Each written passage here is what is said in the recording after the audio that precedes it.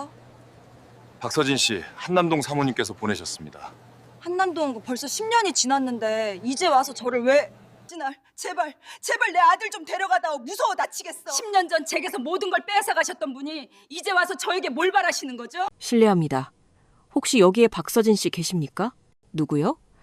박서진 씨요? 제가 박서진 씨를 좀 뵈어야 할 일이 있어서요. 대체 누구신데 우리 서진이를 찾으시는 거죠? 그건 설명이 길어질 듯하니 우선 박서진 씨와 직접 이야기를 나눌 수 있도록 자리를 좀 마련해 주시죠. 어머니 뻘되는 식당 주인이 의심스러운 눈초리로 나를 훑어보았다. 짙은 감색 양복을 칼같이 다려입고 머리에는 기름을 발라 빗어 넘긴 멀끔한 중년 남자가 나 박서진을 찾고 있었다. 도무지 정체를 알 수 없는 일이었다. 서진아? 박서진, 이리 좀 나와봐라. 어떤 신사분이 너를 찾는다. 주인의 부름에 나는 네? 하고 되물으며 주방에서 나왔다. 나를 찾아올 사람이 아무도 없는데 강원도 영월에 계신 부모님은 더더욱 아니고 지난 10년간 인연을 맺고 끄는 그 누구도 이런 식당까지 나를 찾아올 리 만무했다. 의아한 마음으로 식당 문을 열고 밖으로 나섰다. 식당 바로 맞은편 왁자지껄한 광장시장 골목 한쪽에 검은색 세단 한 대가 서 있었다. 그냥 그런 차가 아니었다. 2008년 당시에도 부와 권력의 상징으로 여겨지던 번쩍이는 검은색 제네시스 BH였다. 자가용이 흔해진 시대라지만 저런 고급 세단은 시장 바닥에서는 구경조차 하기 힘든 물건이었다. 나뿐만이 아니었다. 시장 상인들 모두가 가게에서 뛰쳐나와 저마다 감탄사와 궁금증을 내뱉으며 그 차를 넋놓고 바라보고 있었다. 그 제네시스 앞에 한 남자가 서 있었다. 아까 식당 안으로 들어왔던 바로 그 남자였다. 흠잡을 데 없이 완벽한 양복 차림. 한 올의 잔머리도 용납하지 않은 듯한 단정한 머리. 그리고 코를 톡 쏘는 짙은 남성용 스킨 향까지. 머리부터 발끝까지 샅샅이 훑어보았지만 내 기억 속 어디에도 존재하지 않는 완전히 낯선 사람이었다. 그때 나를 물끄러미 바라보던 그 남자가 입을 열었다. 박서진 씨? 맞으십니까? 네, 그런데요. 한남동 사모님께서 보내서 왔습니다. 네? 어디요? 심장이 쿵 하고 바닥으로 떨어지는 기분이었다. 한남동. 그 끔찍한 지명을 내 귀로 다시 듣게 될 줄이야. 한남동 유엔빌리지 기억하시죠? 그 댁에서 서진 씨를 왜 찾으시는 거죠? 전 아무 잘못도 하지 않았습니다. 지난 10년간 죽은 듯이 조용히 살았는데 왜 이제 와서 그 댁에서 사람을 보내신 겁니까? 많이 놀라신 모양이군요. 그럴 의도는 아니었습니다만 놀라셨다면 사과드립니다. 남자가 양복 재킷 안주머니로 손을 가져가는 순간 나는 공포에 질려 숨을 멈췄다. 혹시 저 안에서 날카로운 흉기라도 꺼내는 것은 아닐까. 나도 모르게 몸을 움츠렸다. 하지만 남자가 재킷 안에서 꺼낸 것은 무기가 아니라 하얀색의 작은 종이봉투, 편지 봉투였다. 그럼 한남동 사모님의 전원은 전달했으니 전이만 물러가겠습니다. 저기요. 무언가 물어볼 틈도 없이 남자는 내게 정중히 고개를 숙여 보인 뒤 미끄러지듯 제네시스에 올라탔다. 차는 부드럽게 시장 골목을 빠져나갔다. 한동안 멀어지는 자동차의 뒷모습을 멍하니 바라보다 문득 손에 들린 편지 봉투를 깨달았다. 가슴이 미친 듯이 뛰었다. 조심스럽게 봉투를 열었다. 안에는 곱게 접힌 편지지 한 장이 들어있었다. 그리고 그 위에 쓰인 힘있고 단정한 글씨체. 10년이 지났지만 단번에 알아볼 수 있었다. 한남동 사모님, 오연숙 여사의 필체였다. 참으로 기이한 일이었다. 얼굴 한번 보지 않고 산지 10년인데 그 사람의 글씨체는 이토록 선명하게 기억하고 있다니. 편지의 내용은 짧았지만 그 어떤 장문의 편지보다도 충격적이었다. 내 아들 지우, 네가 데려가라. 나 너무 무섭다. 이 편지를 받거든. 가능한 한 빨리 한남동으로 와주면 좋겠구나. 네 아들. 그 두 글자를 보는 순간 멎었던 심장이 다시 미친 듯이 요동치기 시작했다. 아들, 내 아들. 이제 막 10살이 되었을 내 아들. 윤지후. 하지만 지난 10년간 단 한순간도 내 눈으로 볼 수 없었던 내 아들. 아들의 얼굴을 떠올려 보려 애썼지만 불가능한 일이었다. 최근 모습을 본 적이 없으니 어떻게 자랐을지 알 턱이 없었다. 갓 태어났을 때 핏덩이 같던 그 모습만이 기억의 전부였다. 그런데 아들을 데려가라고? 10년이 지난 이제 와서? 게다가 무섭다는 말은 또 무엇인가? 오현숙 여사가 보낸 편지는 단 2줄뿐이었지만 그 안에는 헤아릴 수 없는 혼돈이 담겨 있었다. 혹시 함정은 아닐까? 나를 꿰어내어 또 무슨 짓을 하려는 것은 아닐까? 무소식이 희소식이라 믿으며 지난 10년간 한남동 근처에는 그림자도 비치지 않았는데 이제 와서 나를 찾는 진짜 이유는 무엇일까? 그 짧은 순간 수만 가지 생각이 머릿속을 스쳐 지나갔지만 무엇 하나 명확한 답을 찾을 수 없었다. 답을 아는 방법은 오직 하나.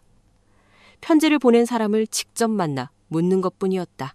그때 식당 밖으로 뛰쳐나온 주인이 소리를 질렀다. 어이, 박서진. 언제까지 거기 망부석처럼 서 있을 거야? 점심시간이라 정신없는데 빨리 안 들어오고 뭐해? 예, 사장님. 금방 들어가요. 제네시스를 탄 남자가 나타났을 때만 해도 썰물처럼 빠져나갔던 손님들이 어느새 다시 식당 안을 가득 메우고 있었다. 거대한 가마솥에서는 구수한 국밥 끓는 김이 모락모락 피어오르고 주방에서는 뚝배기 끓는 소리와 국자 부딪히는 소리가 요란하게 울려 퍼졌다. 서진아, 저기 5번 테이블에 깍두기 좀 더 갖다 드려라. 주방 아주머니의 외침에 나는 손에 들고 있던 편지를 앞치마 주머니에 구겨 넣고 쟁반을 든 채 다급하게 움직였다. 시장통 백반집의 점심시간은 전쟁터나 다름없었다. 된장찌개, 김치찌개, 그리고 기본으로 나가는 수많은 반찬까지. 손님이 늘어날수록 내 발걸음도 끝없이 바빠졌다. 여기 반찬 나왔습니다. 나는 익숙한 손놀림으로 작은 접시들을 식탁 위에 내려놓았다. 잘 익은 김치, 아삭한 콩나물 무침, 짭조름한 멸치볶음, 향긋한 깨십장아찌. 손님들은 연신 숟가락을 놀리며 식사에 여념이 없었지만 나는 잠시도 쉴 틈이 없었다. 주방에 국물이 넘치지 않도록 불 조절을 해야 했고 빈 그릇을 치우고 새로 오는 손님들을 맞이해야 했다. 그렇게 정신없이 몸을 움직이다 보니 어느새 오후의 휴식 시간이 찾아왔다. 나는 식당 뒷문 옆에 놓인 낡은 플라스틱 의자에 털썩 주저앉아 앞치마 자락으로 이마의 땀을 훔쳤다. 그러다 품 안에서 아까 받은 그 편지를 다시 꺼내 읽어보았다. 여전히 모든 것이 의문투성이었지만 한 가지는 확실했다. 한남동 그 집에 무슨 일이 생긴 것이 틀림없었다. 내일 그곳에 가봐야만 한다는 어떤 강한 확신이 마음속에서부터 차올랐다. 한참을 고민하다 나는 조용히 식당으로 다시 들어가 주인에게 말했다. 저 사장님, 드릴 말씀이 있는데요. 뭔데?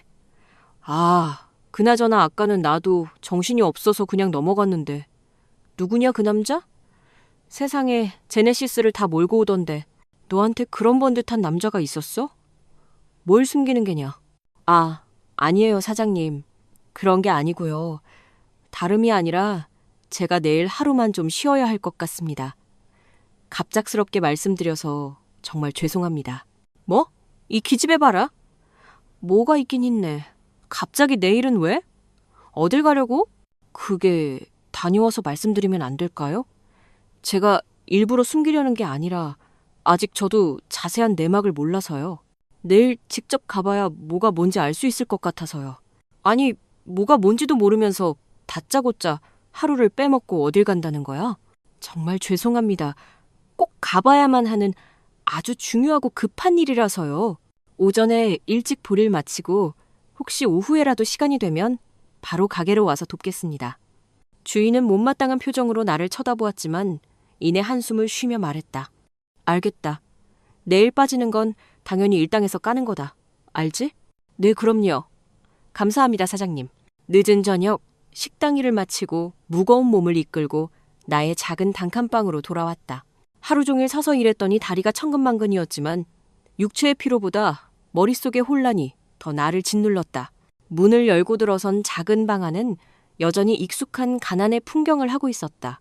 방 안쪽에 놓인 작은 옷장, 가스버너 하나가 전부인 초라한 부엌, 그리고 벽에 기대어둔 낡은 책상과 접이식 이불.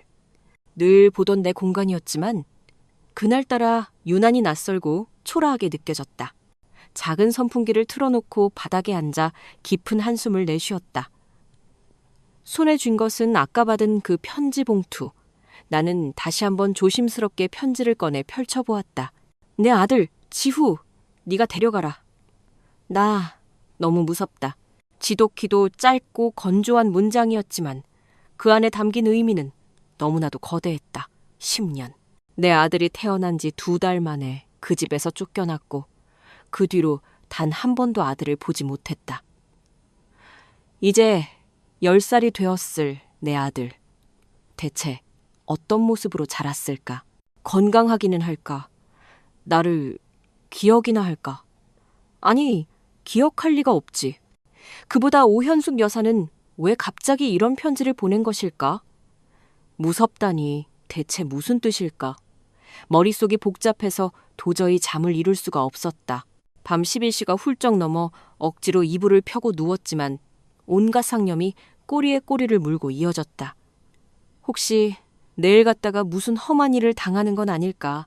나를 어디 먼 곳으로 팔아넘기려는 것은 아닐까? 하지만 그 모든 불안을 잠재우는 한마디. 네 아들, 네가 데려가라. 어쩌면 이제라도 내 아들을 다시 만날 수 있는 유일한 기회일지도 몰랐다. 몇 번이고 뒤척이다. 결국 새벽녘이 되어서야 겨우 눈을 붙였다. 새벽 6시. 창밖에서 들려오는 새벽 시장 상인들의 외침에 잠에서 깼다. 정신은 몽롱했지만 더 이상 누워있을 수 없었다. 가야 해. 한남동으로 가야만 해. 혼잣말을 중얼거리며 몸을 일으켰다. 찬물로 세수를 하고 거울을 보니 밤새 잠을 설친 탓에 눈 밑이 퀭했다. 옷장 문을 열었다. 입을 만한 옷이라고는 낡은 블라우스, 몇 벌과 물 빠진 치마, 그리고 유일하게 한 벌 남아있는 원피스 한 장뿐이었다. 나는 잠시 고민하다가 그 원피스를 집어들었다. 너무 초라해 보이면 안 돼. 그들에게 무시당하고 싶지 않았다. 한남동은 대한민국 상위 1%가 사는 동네였다. 지난 10년간 시장 바닥에서 허드레시를 하며 살아온 나와는 어울리지 않는 세계. 최대한 단정하게 옷을 입고 하나밖에 없는 낡은 구두를 신었다.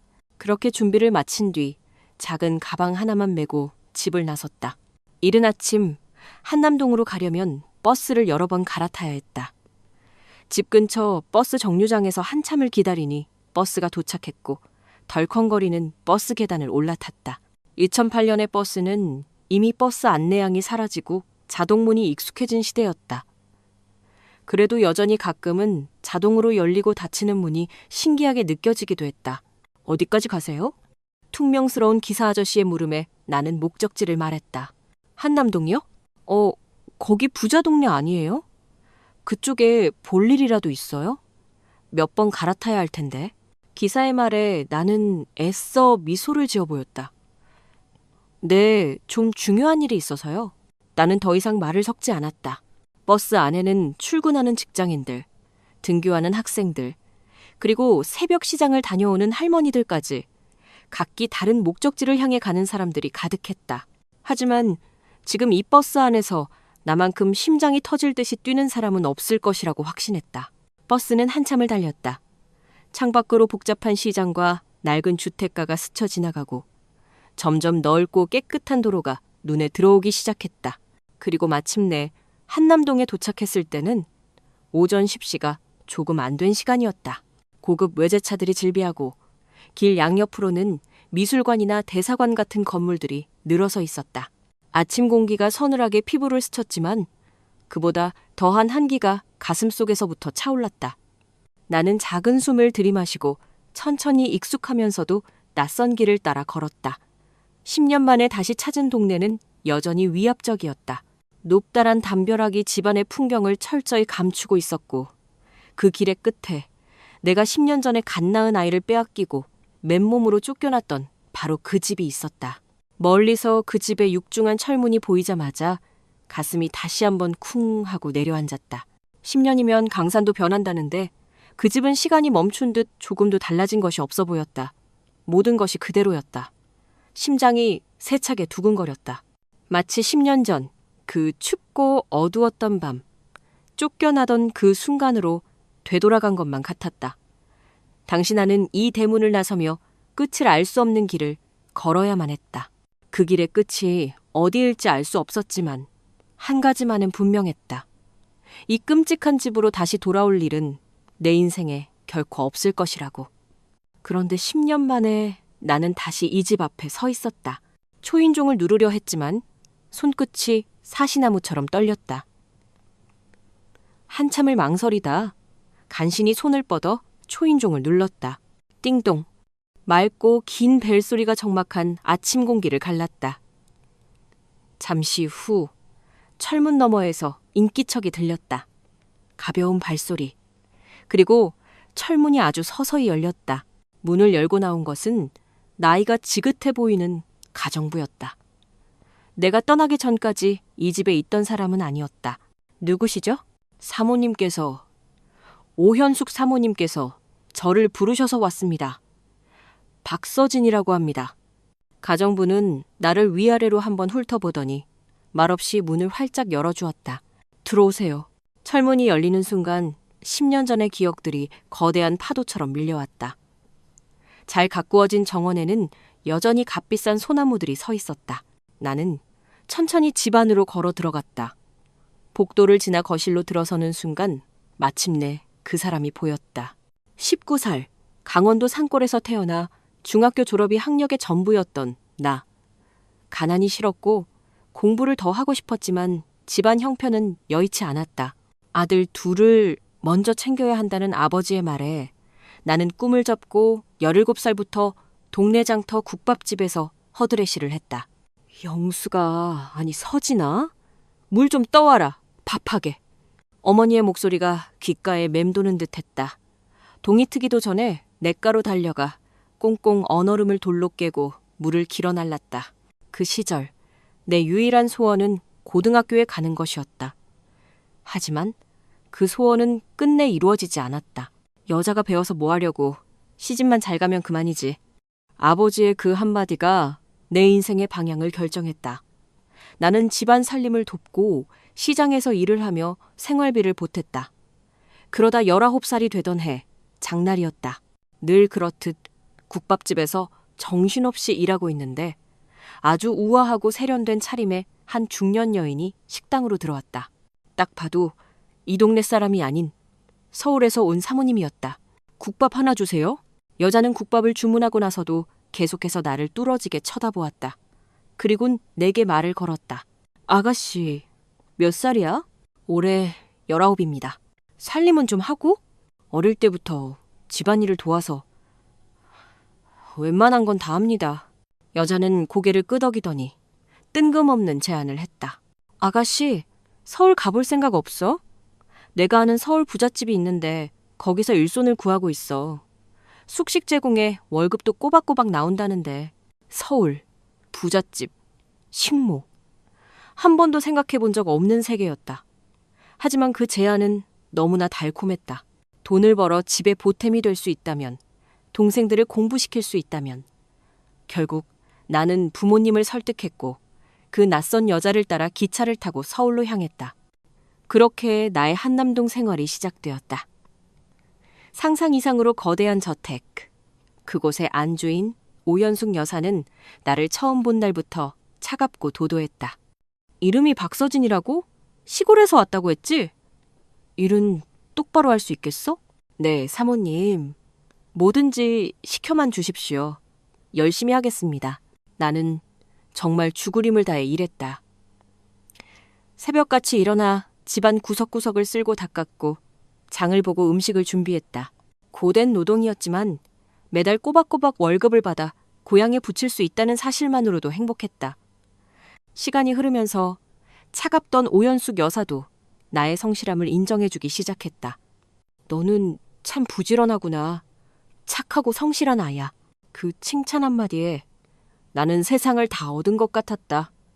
그렇게 2년이 지났을 무렵 저택에 새로운 가족이 돌아온다는 소식이 들렸다. 오랫동안 미국에서 유학하던 회장님과 사모님의 외아들 윤태준 도련님이 귀국한다는 것이었다. 그날 저택은 아침부터 분주했다. 그리고 오후 늦게 마침내 도련님이 도착했다. 잘 다려진 셔츠에 은은한 향수 냄새, 키가 크고 부드러운 인상의 남자였다. 도련님, 어서 오세요. 나는 멀리서 고개를 숙여 인사했다. 그는 나를 잠시 바라보더니 가볍게 고개를 끄덕였다. 처음에는 그저 하늘 위의 사람처럼 멀게만 느껴졌던 하지만 언제부턴가 도련님은 내게 자주 말을 걸어왔다. 서진 씨, 여기서 일한 지 얼마나 됐어요? 올해로 2년이 좀 넘었습니다. 힘들지는 않아요. 서진 씨 덕분에 우리 집이 항상 깨끗하고 정돈되어 있는 것 같아요. 고마워요. 그는 나를 단순한 가정부가 아닌 하나의 인격체로 대해주었다. 서재에서 책을 추천해주기도 하고 식사를 마친 후에는 조용히 나를 불러 함께 차를 마시자고도 했다. 그의 다정한 눈빛과 부드러운 목소리에 내 마음은 속수무책으로 흔들렸다. 21살의 나는 주인집 아들인 그를 사랑하게 되었다. 그리고 어느 순간 우리는 서로의 마음을 확인했다. 그것은 불꽃 같았지만 동시에 위험한 사랑이었다. 결국 우리의 사랑은 오래 숨겨지지 못했다. 어느 날부터 몸이 이상했다. 아침이면 속이 울렁거렸고 쉽게 피곤해졌다. 그러던 어느 날 장을 보러 나갔다가 길에서 정신을 잃고 쓰러졌다. 그리고 병원에서 나는 임신 사실을 알게 되었다. 기쁨도 잠시, 나는 곧 거대한 불안과 두려움에 휩싸였다. 이 사실을 누구에게도 말할 수 없었다. 하지만 시간이 지날수록 배는 점점 불러왔고 결국 오연숙 여사와 윤상현 회장님은 모든 사실을 알게 되었다. 그날 저녁 나는 거실로 불려나갔다. 그곳에는 싸늘한 표정의 회장님 내외와 고개를 숙인 태준 씨가 함께 있었다. 네가 감히 우리 집안을 더럽혀? 회장님의 불호령이 떨어졌다. 태준 씨가 내 손을 꼭 잡으며 나섰다. 아버지, 어머니, 제 잘못입니다. 제가 서진 씨를 사랑합니다. 책임지겠습니다. 닥치지 못해. 말도 안 되는 소리. 저 천한 것과 네가? 우리 집안에 그런 수치는 있을 수 없다. 모든 것은 순식간에 결정되었다. 일주일도 채 지나지 않아 태준 씨는 다시 미국으로 보내졌다. 나에게는 아무런 선택권도 주어지지 않았다. 태준 씨가 떠나고 몇 달 뒤 나는 그 집의 작은 별채에서 아들을 낳았다. 하얀 피부에 아빠를 쏙 빼닮은 아이였다. 품에 안긴 아들에게 젖을 물리며 나는 잠시나마 행복을 느꼈다. 하지만 그 행복은 너무나도 짧았다. 아들을 낳은 지 2달이 조금 지났을 때 오연숙 여사가 나를 불렀다. 이제 네가 떠날 때가 된 것 같구나. 네? 사모님, 그게 무슨 말씀이세요? 저 어린애를 데리고 어디로 가라고. 아이는 두고 가야지. 이 집 핏줄인데. 오 여사는 단호한 표정으로 두툼한 돈 봉투를 내밀었다. 이 집에 네가 있을 곳은 없어.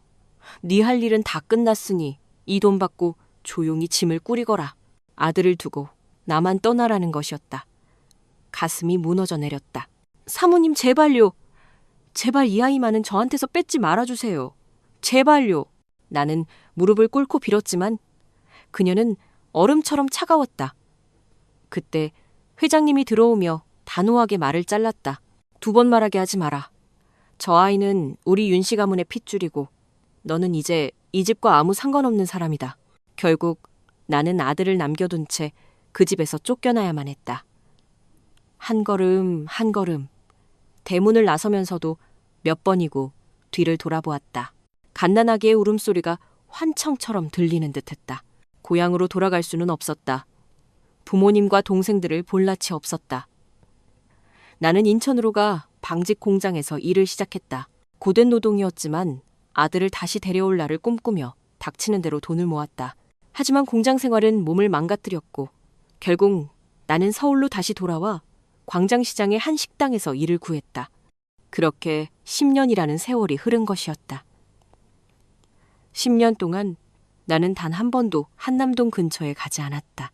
그저 내 아들이 그 거대한 저택 안에서 부잣집 도련님으로 건강하게 잘 자라주기만을 밤마다 기도하며 지냈다. 그런데 10년 만에 그 집에서 오연숙 여사가 나를 찾은 것이다. 그리고 지금 내 눈앞에 있는 그 사람. 오연숙 여사는 내가 상상했던 것과는 전혀 다른 모습으로 나를 맞이했다. 거실 한가운데서 그녀는 무릎을 꿇고 있었다. 그녀의 손은 가늘게 떨리고 있었고 곱게 화장한 얼굴 위로는 눈물이 흐르고 있었다. 10년 전 그토록 냉정하고 잔인하게 나를 내쫓았던 사람이 이렇게 비참한 모습으로 무릎을 꿇고 눈물을 보이다니 현실감이 느껴지지 않았다. 서진아, 제발 나를 용서해다오. 오연숙 여사가 고개를 떨군 채 두 손을 모으고 있었다. 한때 천한 식모였던 나에게 대한민국 상류층의 상징과도 같은 그녀가 무릎을 꿇고 용서를 구하고 있었다. 너무나도 비현실적인 광경에 나는 쉽게 입을 뗄 수 없었다. 이제 와서 10년이나 지난 이제 와서 이러시는 이유가 무엇인가요? 나는 정말 큰 죄를 지었다. 10년 전 네가 떠난 뒤 우리는 아무렇지도 않게 살 수 있을 거라고 생각했어. 하지만 아니었어. 지금 와서 그런 말씀을 하신다고 뭐가 달라지나요? 제가 10년 동안 받은 상처는 안다. 내가 무슨 말을 해도 무슨 짓을 해도 용서받을 수 없다는 거. 하지만 제발. 오현숙 여사가 다가와 내 손을 덥석 잡았다. 그녀의 손은 얼음장처럼 차가웠다. 네 아들을, 지우를 제발 데려가 주렴. 순간 심장이 철렁 내려앉았다. 아들, 내 아들, 지후. 그 이름이 가슴을 후벼 파는 것만 같았다. 저한테 지우를 돌려주시겠다는 말씀이세요? 오현숙 여사는 힘겹게 고개를 끄덕였다. 네가 아니면 안 된다. 이제는 네가 그 아이를 데려가야만 해. 그 아이, 제 아들? 지금 어디 있나요? 오 여사는 눈물을 훔치고 자리에서 일어났다. 2층에 있단다. 이름은 윤지후라고 지었다. 나는 천천히 오 여사를 따라 걸었다. 2층으로 올라가는 대리석 계단을 한 칸 한 칸 밟을 때마다 심장이 터져버릴 것만 같았다. 그동안 단 한 번도 볼 수 없었던 내 아들. 내 아들이 저 문 너머에 있다고. 오 여사가 방문 앞에서 잠시 숨을 고르더니 조용히 문을 밀었다. 방 안에는 부드러운 햇살이 스며들고 있었다. 그리고 창가에 한 아이가 서 있었다. 나는 조심스럽게 아이의 이름을 불렀다. 지후야. 창문 밖을 보던 아이가 나를 향해 고개를 돌렸을 때 나는 그만 숨이 멎는 것 같았다. 하얀 얼굴, 오뚝한 코, 아빠를 닮은 깊은 눈매. 너무나도 아름답고 어딘가 슬퍼 보이는 아이였다. 이 아이가 내 아들이라는 사실이 믿기지 않았다. 우리의 시선이 마주치는 순간 나는 결국 무너지고 말았다. 몸이 휘청거리며 바닥에 주저앉았고 눈물이 하염없이 흘러내렸다. 지난 10년간 억눌러왔던 모든 슬픔과 그리움, 원망과 사랑이 한꺼번에 터져버린 것 같았다. 그런데 그때 아들 지우가 천천히 내게로 다가왔다. 그리고 그 작은 손으로 내 얼굴을 살며시 만졌다. 눈물을 닦아주려는 듯 아주 조심스러운 손길이었다. 그러고는 나를 꼭 안아주었다. 나는 아이의 작은 어깨에 얼굴을 묻고 오열하고 말았다. 10년 만에 내 품에 안긴 내 아들. 그 따뜻한 체온이 너무도 낯설면서도 동시에 사무치게 익숙했다. 그런데 그 모습을 보고 있던 오연숙 여사가 겁에 질린 얼굴로 뒷걸음질 쳤다. 역시 보통 아이가 아니야. 오 여사의 목소리는 공포에 질려 있었지만 내게는 들리지 않았다. 그 순간만큼은 내 품에 안긴 아들의 온기만이 세상의 전부였다. 잠시 후 나는 품에 안고 있던 아들을 놓아주었다. 아들은 환하게 웃으며 책상 앞에 앉아 그림을 그리기 시작했다. 그제야 나는 정신을 차리고 오현숙 여사에게 그동안의 이야기를 들을 수 있었다. 이제는 모든 것을 말해야 할 것 같구나. 무슨 말씀을 하시려는 걸까? 오 여사는 손을 모은 채 한참 동안 뜸을 들였다. 그 얼굴에는 후회와 두려움이 뒤섞인 복잡한 감정이 가득했다. 네가 떠나고 나서도 우리는 지우를 우리 손으로 잘 키울 수 있을 거라고 생각했다. 그래도 내 손주니까, 우리 집안의 핏줄이니까 아무 문제 없을 거라고. 그런데 그 아이가 자라면서 점점 이상한 말들을 하기 시작했어. 지우가 어땠다는 건가요? 처음에는 그냥 어린애가 하는 헛소리라고 생각했지. 그 애가 5살쯤 되었을 때였나? 어느 날 밤 내 방에 조용히 들어오더니 그러더구나. 할머니, 엄마가 꿈에 나왔어요. 하고 나는 숨을 멈췄다. 오 여사는 손을 부들부들 떨고 있었다. 나는 당연히 새엄마, 그러니까 태준이 아내 얘기를 하는 줄 알았지? 그래서 물었어. 왜? 엄마한테 안 가고 할머니한테 왔니? 하고 그랬더니 그 애가 고개를 저으면서 그러더구나. 아니요. 그 엄마 말고 내 진짜 엄마요. 그때부터 뭔가 이상하다고 느꼈지만 그냥 꿈에서 본 걸 이야기하는 거겠지? 하고 넘겼다. 그런데 그게 한두 번이 아니었어. 시간이 지날수록 그 애는 계속해서 같은 말을 반복했다. 엄마가 보고 싶어요. 엄마 냄새가 자꾸 생각나요. 하고 나는 손을 꽉 쥐었다. 내 아들이 나를 기억하고 있었던 걸까? 사실 네가 이 집을 떠나고 3년쯤 되었을 때 미국에 보냈던 태준이를 한국으로 불렀다. 그동안은 유모가 지우를 돌보고 있었거든. 애를 위해서라도 정식으로 엄마가 필요하다고 생각했고 결국 우리 아들은 집안에서 정해준 여자와 결혼을 했어. 네가 떠난 지 3년 만의 일이었지. 태준 씨가 다른 여자와 결혼을 했다는 사실에 마음 한구석이 시큰하게 아팠지만 어쩌면 당연한 일이었다. 우리 며느리 참 좋은 아이였다. 네가 낳은 아들을 자기 친아들처럼 키우겠다고 약속했으니까. 하지만 지우는 좀처럼 새엄마를 따르지 않았어. 3살밖에 안 된 어린 나이였으니 시간이 지나면 자연스럽게 정을 붙일 줄 알았는데 그게 아니었어. 지우는 점점 더 새엄마와 거리를 두었고 며느리는 너무나 힘들어했지. 그래도 정말 착한 아이였어. 끝까지 포기하지 않고 네 아들을 품어보려고 애썼다. 하지만 시간이 지날수록 애가 자랄수록 더욱더 거리를 두는 게 느껴졌지. 그리고 결정적으로 지우가 9살이 되었을 때였어. 그 애가 어느 날 내 앞에서 아주 무표정하게 그러더구나.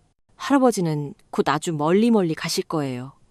하고 오 여사의 목소리가 심하게 떨렸다. 그때 나는 그냥 아이가 하는 철없는 말이라고 어른들 이야기를 듣고 흉내내는 것이라고 넘겼어. 하지만 몇 달 후 정말로 그 일이 일어나고 말았다. 네, 시아버지 윤 회장이 갑작스러운 심장마비로 세상을 떠나고 만 거야. 나는 순간 얼어붙었다. 윤 회장님이 돌아가셨다고? 그게 정말인가요? 나는 처음엔 믿을 수가 없었어. 그저 끔찍한 우연의 일치라고만 생각했지. 하지만 그때부터 나는 그 애가, 내 손주가 무서워지기 시작했다. 그 이후로는 모든 게 엉망이었어. 갑작스럽게 회사를 물려받은 태준이는 정신이 없었고 며느리는 지후를 감당하지 못했어. 결국 우울증이 심해져서 집을 떠나 요양을 하게 되었단다. 그렇게 집안이 풍비박산이 난 거야. 그렇게 지우는 다시 내 품으로 돌아왔지. 내가 잘만 돌보면 보통 아이처럼 자랄 거라고 믿었다. 그냥 조금 예민하고 총명한 아이일 뿐이라고 그렇게 생각하려 애썼지. 하지만 그 애는 마치 모든 것을 꿰뚫어 보는 것만 같았어.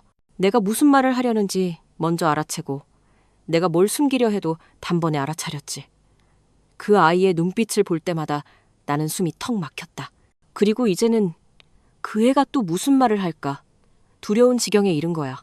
오연숙 여사는 흐느끼며 내 앞에 다시 무릎을 꿇었다. 내가 이제야 깨달았다. 이건 내가 감당할 문제가 아니라고. 첫 단추부터 잘못 끼워져 있었다고. 처음부터 그 아이를, 지우를 키울 사람은 서진이 너였다는 걸. 그래서 지우를 너에게 보내려고 한다. 이제라도 늦지 않았기를 바랄 뿐이다. 이 못난 시어미를 용서해 줄 수 있겠니? 나는 용서를 구하는 오연숙 여사를 가만히 바라보았다. 깊게 팬주름, 공포에 질려 흔들리는 눈빛. 이 사람이 정말로 두려워하고 진심으로 후회하고 있다는 것을 알 수 있었다. 지난날 나를 그토록 매몰차게 쫓아냈던 그 모습과는 전혀 다른 한없이 나약해진 모습이었다. 하지만 그럼에도 불구하고 쉽게 용서할 수 없는 감정들이 가슴 한편에 응어리져 남아있었다.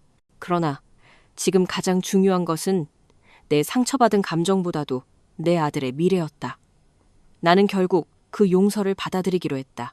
그날 나는 아들 지우의 손을 잡고 그 거대한 집을 나왔다. 오연숙 여사는 내가 아들과 부족함 없이 살아갈 수 있도록 평생 만져보지도 못할 만큼 엄청난 액수의 돈을 주었다. 처음에는 거절하려 했지만 현실적으로 아이를 키워야 했고 내 아들에게 더 나은 환경을 만들어주고 싶었기에 결국 그 돈을 받았다.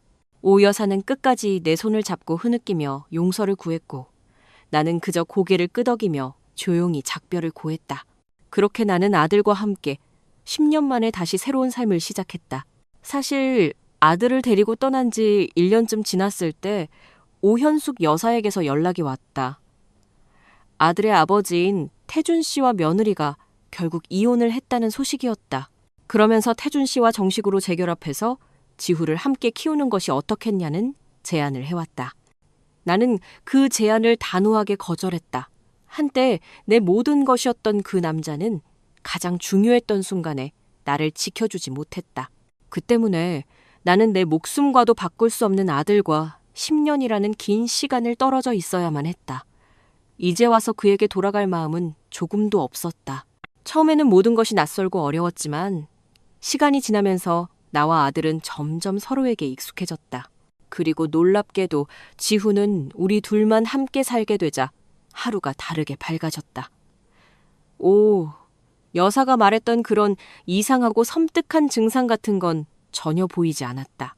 그저 평범한 아이들처럼 웃고 떠들고 장난치는 밝고 건강한 아이로 자라주었다. 아마도 그 아이에게 필요했던 것은 거대한 저택이나 비싼 장난감이 아니라 그저 엄마의 따뜻한 사랑이었을 것이다. 나는 오 여사가 준 돈으로 광장시장 근처에 작은 식당을 차렸다.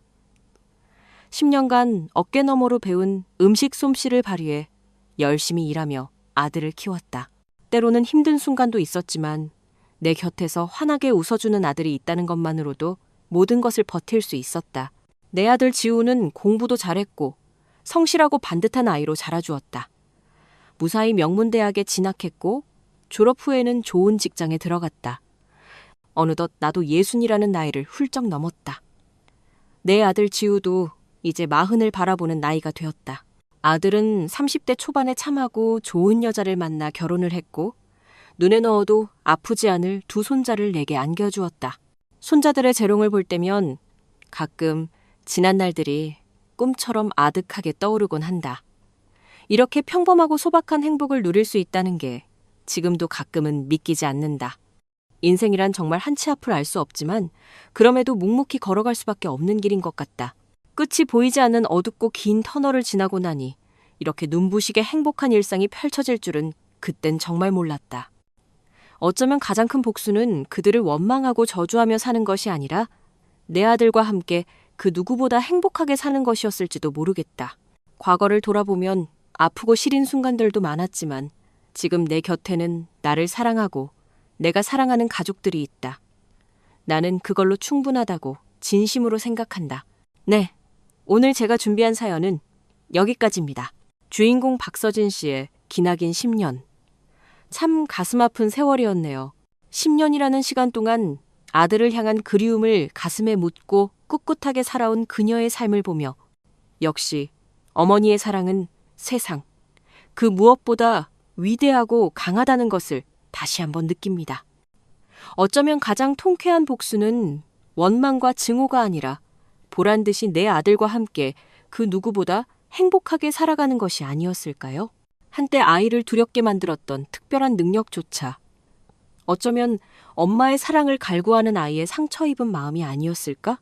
조심스럽게 생각해 봅니다. 오늘 사연, 여러분은 어떻게 들으셨나요? 여러분의 소중한 생각을 댓글로 자유롭게 남겨주세요. 여러분의 이야기가 저희에게는 큰 힘이 됩니다. 오늘도 긴 시간 끝까지 함께 해주신 모든 분들께 진심으로 감사드립니다. 이야기가 마음에 드셨다면 좋아요와 구독 버튼, 그리고 알림 설정까지 꼭 부탁드립니다. 저는 다음 이 시간에 더욱 흥미로운 이야기로 다시 돌아오겠습니다. 모두 편안하고 행복한 시간 보내시길 바랍니다. 감사합니다.